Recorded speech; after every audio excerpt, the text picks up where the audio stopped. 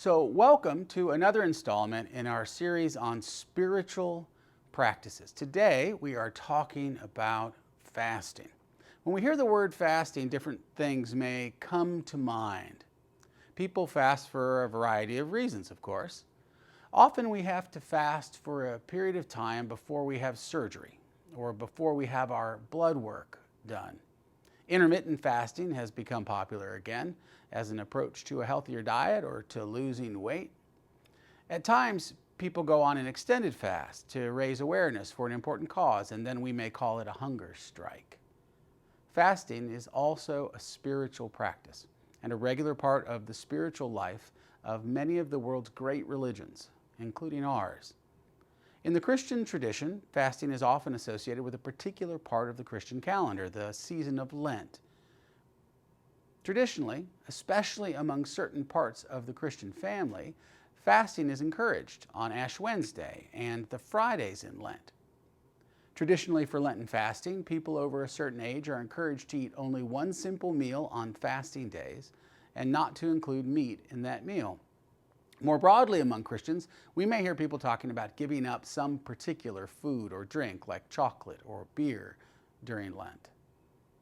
Sometimes I will hear people making fun of fasting, but generally I think that is because they haven't truly experienced its rich benefits, which are both physical and spiritual. In fact, fasting can be a powerful spiritual practice and is an integral part of the Christian tradition. Jesus fasted after his baptism and before he began his work of healing and teaching. He taught about fasting in the Sermon on the Mount, saying simply that when you fast, don't draw attention to yourself. It defeats the purpose. Jesus took for granted that fasting was already a part of the spiritual life of some of those he was talking to, because it was already a part of the Jewish tradition from which he and his family and so many others came. Moses fasted before he went up the mountain and encountered God and received the Ten Commandments. David and Daniel and Nehemiah fasted. Entire Old Testament communities fasted.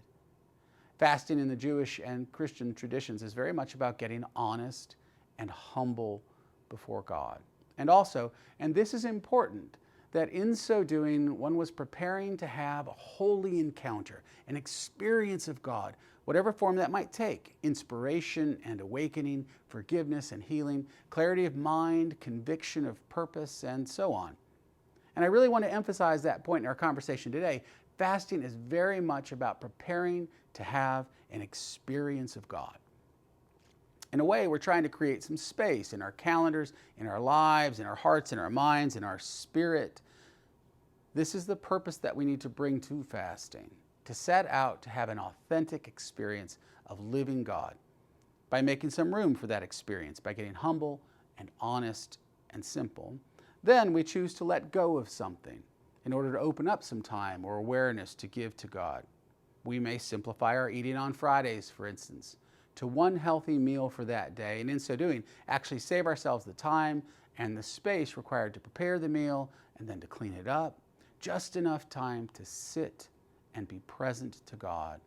Maybe to notice our hunger and experience a deep gratitude for the food we are able to eat so often, or to remember that Jesus himself knew hunger and thirst, and to take comfort in the realization that we have a God who personally understands what it means to be human.